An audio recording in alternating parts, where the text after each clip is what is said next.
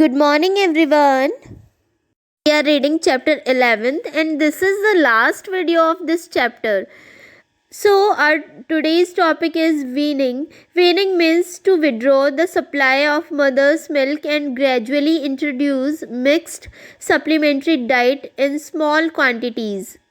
वेनिंग का मतलब होता है कि बच्चे से माँ का दूध छुड़वाना और उसके लिए उसे स्मॉल क्वांटिटीज़ में सप्लीमेंट्री फूड देने की नीड होती है. With an increase in rate of growth and development of infant, food from other sources become essential and this is known as supplementary food. जब जैसे जैसे बच्चे की ग्रोथ बढ़ती जाती है उसकी रिक्वायरमेंट इंक्रीज़ होती जाती है तो उसे मदर्स मिल्क के अलावा दूसरे सोर्सेज भी चाहिए होते हैं अपनी रिक्वायरमेंट को पूरा करने के लिए. वो एसेंशियल हो जाते हैं तो उनको सप्लीमेंट्री फूड कहा जाता है. The weaning should be start gradually up to the age of 6 months of infant. It is also an art in which the mother has to work hard. If the breastfeeding is stopped suddenly, then the infant can become irritated and mother also feels pain in breast. Weaning की जो process है वो gradually 6 months की as के बाद से ही start कर देनी चाहिए. इस काम को करने के लिए मदर को बहुत मेहनत करनी पड़ती है क्योंकि अगर सडनली ब्रेस्ट फीडिंग को रोक दिया जाता है तो बच्चा भी इरिटेट होता है और मदर को भी पेन होता है. The mother should not apply any bitter things like neem tablets of quinine on the breast to keys feeding. Mother को ब्रेस्ट फीडिंग रोकने के लिए उस पर कड़वी चीज़ें अप्लाई नहीं करनी चाहिए जैसे कि नीम कुनेन की टेबलेट्स वगैरह. Next topic is supplementary food. It is sequential process to give supplements to the infant by which the infant start to feed on diversified family food in the place of milk diet in the form of supplements, liquid food items, fruit juice, dal, water, etc. should be given initially and later on get converted into semi-solid food items like suji, kheer, thin khichdi, dalia, etc. and solid soft food like mashed banana, boiled potato, mashed dal rice, mashed vegetables, chapatis and completely solid foods like chapati, biscuit, matri, toast, etc. बच्चे को supplementary food देना भी एक sequence में चलने वाली process है. इसमें बच्चे को जैसे ही फीड करवाना छुड़वाया जाता है उसकी जगह उसको लिक्विड फूड आइटम्स देना स्टार्ट करना चाहिए जैसे फ्रूट जूस, दाल का पानी, एक्सेट्रा. इसके बाद उसे सेमी सॉलिड फूड आइटम्स में कन्वर्ट कर देना चाहिए. जैसे ही वो लिक्विड फूड आइटम्स लेने लग जाता है उसके बाद उसको सेमी सॉलिड फूड आइटम्स में कन्वर्ट करना चाहिए जैसे सूजी की खीर, पतली खिचड़ी, दलिया, एक्सेट्रा. उसके बाद सॉलिड सॉफ्ट फूड्स में कन्वर्ट करना चाहिए जैसे mashed banana, boiled potato, mashed dal rice, mashed vegetables and chapati. और फिर उसको कन्वर्ट करना चाहिए कम्प्लीटली सॉलिड फूड आइटम्स में जैसे चपाती, बिस्किट, मठरी, टोस्ट, एक्सेट्रा. तो इससे धीरे धीरे बच्चा हैबिचुअल हो जाता है सप्लीमेंट्री फूड्स का और वो ब्रेस्ट फीडिंग करना छोड़ देता है क्योंकि उसकी सारी रिक्वायरमेंट्स जो होती हैं फुलफिल होने लगती हैं. Table 11.5 shows a list of food that can be items given to the child in balanced form to meet his nutritional requirements.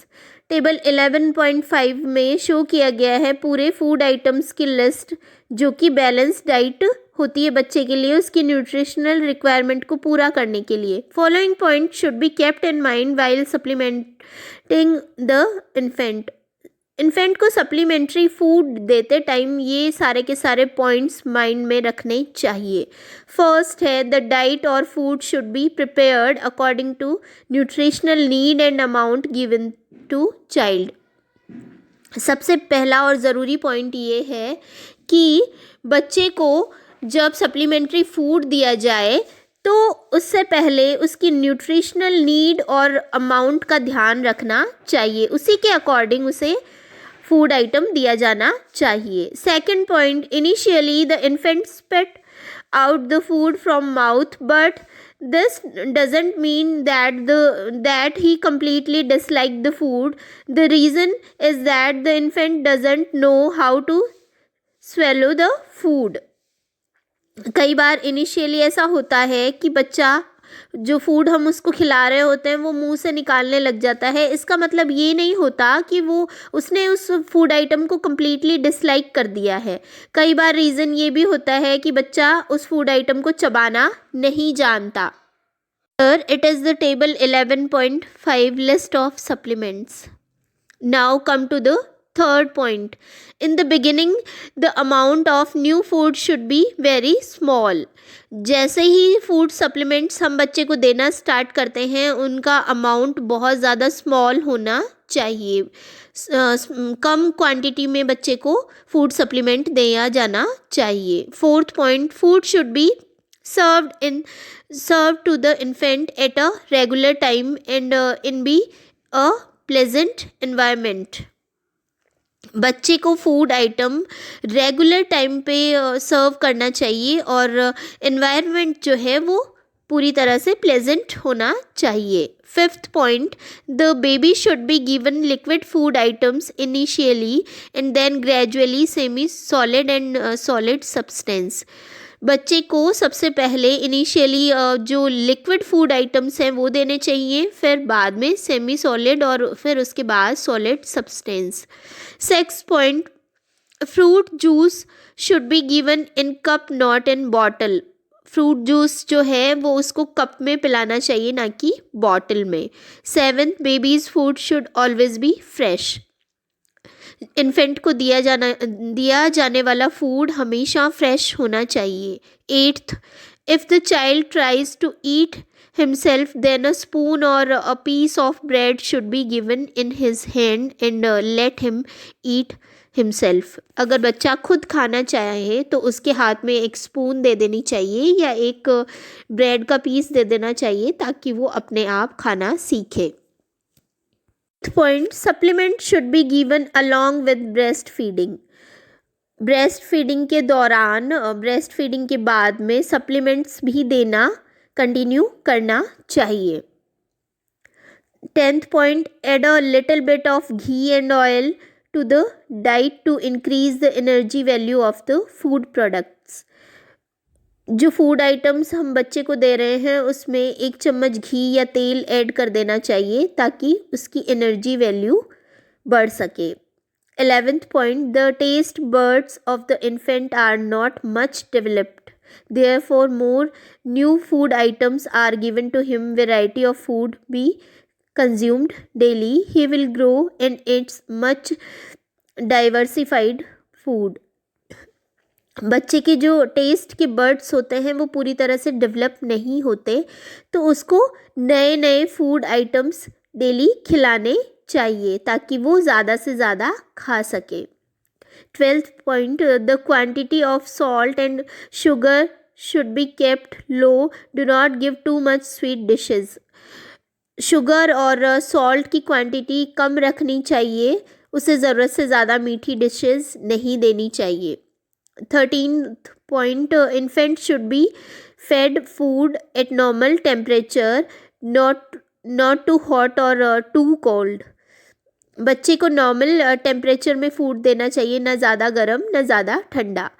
14th point, if it seems that the infant is showing disinterest in any food item then it should be discontinued for a few days and tried after some time in a changed form. अगर continuously बच्चा किसी dish में interest नहीं दिखा रहा है तो थोड़े टाइम के लिए उसे वो डिश खिलानी बंद कर देनी चाहिए, वो फूड आइटम उसे नहीं देना चाहिए और कुछ दिनों बाद किसी और फॉर्म में वही फूड आइटम उसको खिलाना चाहिए. 15th point, the infant's food should be also be cooked and served in very clean utensils. बच्चे को दिया जाने वाला जो फूड है उसे बहुत ही साफ सुथरे बर्तनों में पकाना और सर्व किया जाना चाहिए.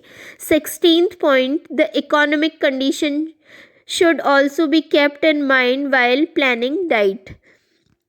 फैमिली की इकोनॉमिक कंडीशन को ध्यान में रखते हुए ही डाइट प्लान करनी चाहिए. 17th and last point of this chapter, the baby should be given food in separate plate, cups etcetera. बच्चे को हमेशा सेपरेट प्लेट और कप्स में खाना सर्व करना चाहिए.